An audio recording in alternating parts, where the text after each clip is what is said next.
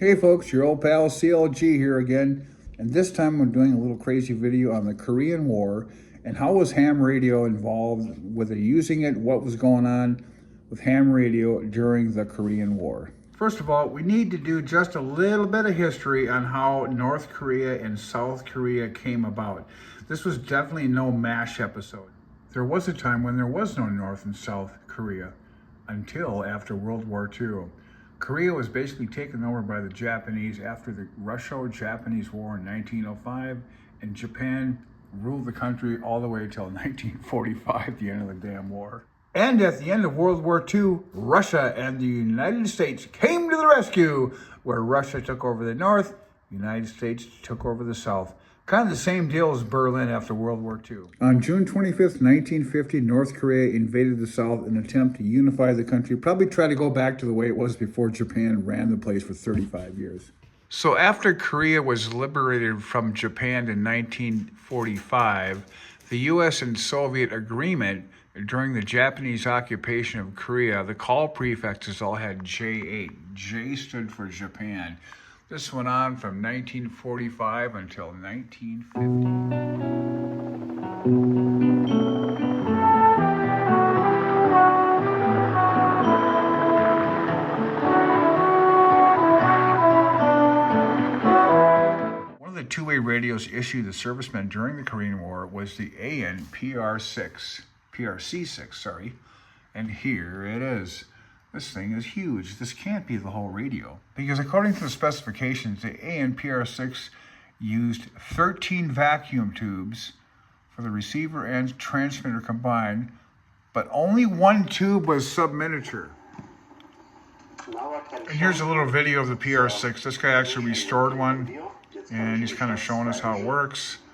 I'm trying to see if there's another cable that connects it to a bigger box. It's hard to believe there's 13 tubes in this thing.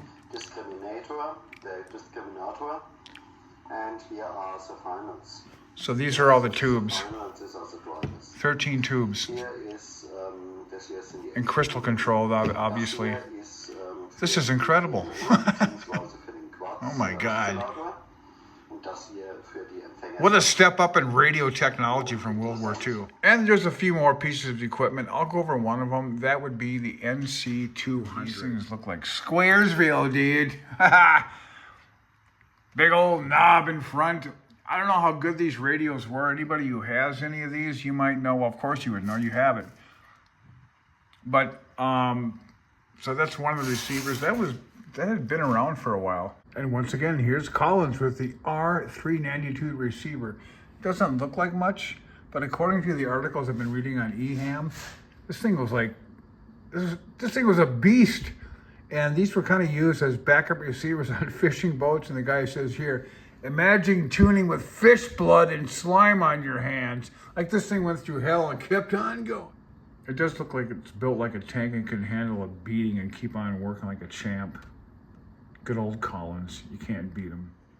So I can tell you right now, from just a little bit of crappy research I've done for this one, there's no way in hell that I would have made a good radio man in the Korean War, World War II, World War I, any of them. Because this kind of thing required a lot of skill, knowledge, and absolute strength to handle, just to carry this equipment around if you had to do that as well. So in conclusion, the Korean War was absolute hell. The total estimated deaths in that war were around 1.2 million, possibly in the 2 million total death. And as time goes on for Vietnam, Korea, I think World War II guys are all gone now. Korea, they got to be gone by now too. Vietnam, I know a few people that were in Vietnam. Just talked to a couple of them the other day, and those guys are like grandpa, really old guys now. This was a long time ago. So once again, I just want to say that I wanted to look up some information on the Korean War just to pay respect to people who fought during that war that were around, but it was absolute hell, and it was nothing to joke about, man. 73 CLG.